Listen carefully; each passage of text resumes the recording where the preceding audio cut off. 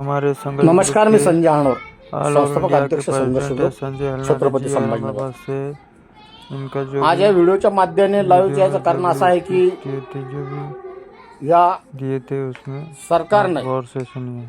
Okay, जय संघर्ष भाई। आता असा आदेश काढला आहे की ज्या बी गाड्यावर ई चालन स्थगित आहे, तर त्याच्यामध्ये मोटरसायकल असो, रिक्षा असो, बस असो, जीप असो, कार असो, ट्रक असो, म्हणजे सरसकट गाड्यांसाठी यांनी असा आदेश काढला आहे की जर तुम्ही येत्या 45 दिवसामध्ये चालान भरले तर ठीक नसतं, तुमच्या गाड्या जमा केल्या जातील, तुमचे लायसन्स जप्त केल्या जाईल वगैरे वगैरे वगैरे।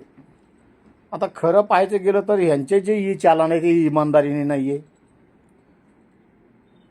नंबर अस्पष्ट दिसतोय म्हणून चालान मारलेलं आहे।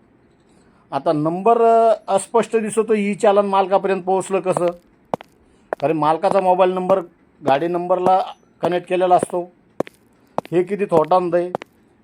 जी गाडी उभा आहे त्या गाडीचा पाठीमागून फोटो काढलेला आहे आणि ड्रायव्हरनं सीट बेल्ट न लावल्याचं ई चालान केलेलं आहे, हे किती थोटांद आहे। जी गाडी रोडच्या खाली पार्किंग केलेली ह्यांची ई चालान त्यांना सुद्धा आहे। जी गाडी मालकाच्या दारात उभा आहे त्या मालकाच्या गाडीला, त्या मालकाच्या गाडीची नंबर प्लेट अन्य कुणीतरी भामटा, तस्कर, चोर, डाकू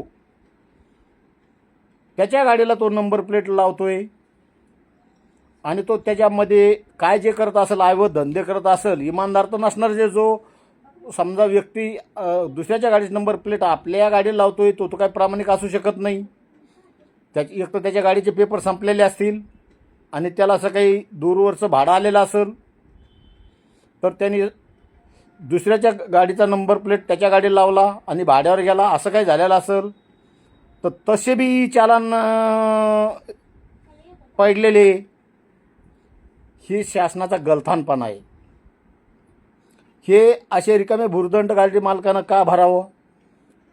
अजून एक विषय केला सरकारने की ट्रकवाल्याला किल्लर सक्तीचा। इथं प्रत्येक ठिकाणी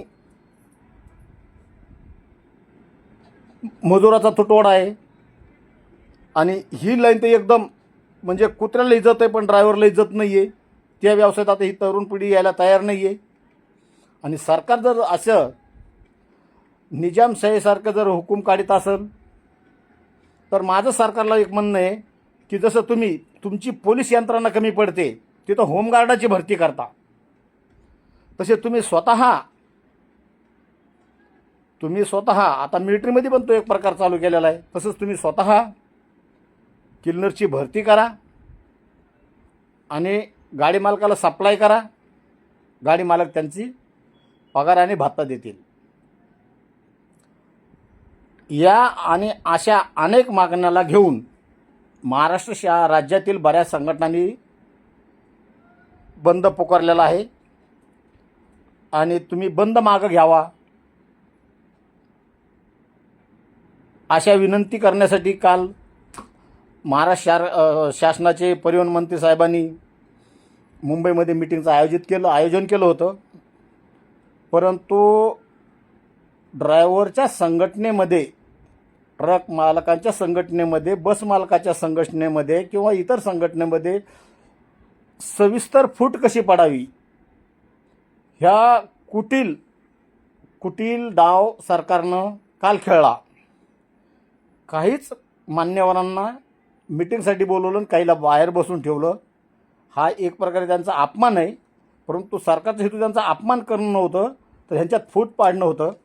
परंतु माझ्या तमाम संघटनावाले खूप समजदार आहेत, त्यानं समजून घेतलं की हे सरकारचं धोरण फूट पाडण्याचं आहे, तर आपण सर्व मिळून लढा लढूच।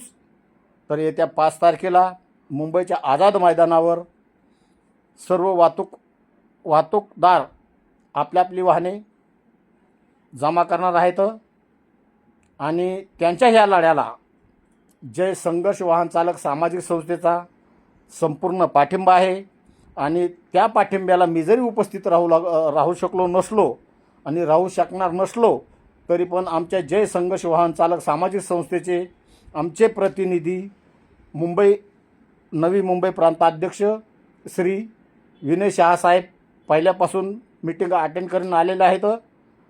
काल पण होते आणि भविष्यात पण तेही राहतील. आणि मुंबई, ठाणे, कोकण या आसपासच्या परिसरामधील संघर्ष ग्रुपचे सर्व पदाधिकारी आणि सदस्य मुंबईच्या आझाद मैदानावर राहतील याची मी तुम्हाला खात्री देतो. आणि आमच्या संघटनेचा तुम्हाला जाहीर पाठिंबा आहे असं जाहीर करतो. धन्यवाद. जय हिंद, जय महाराष्ट्र, जय संघर्ष.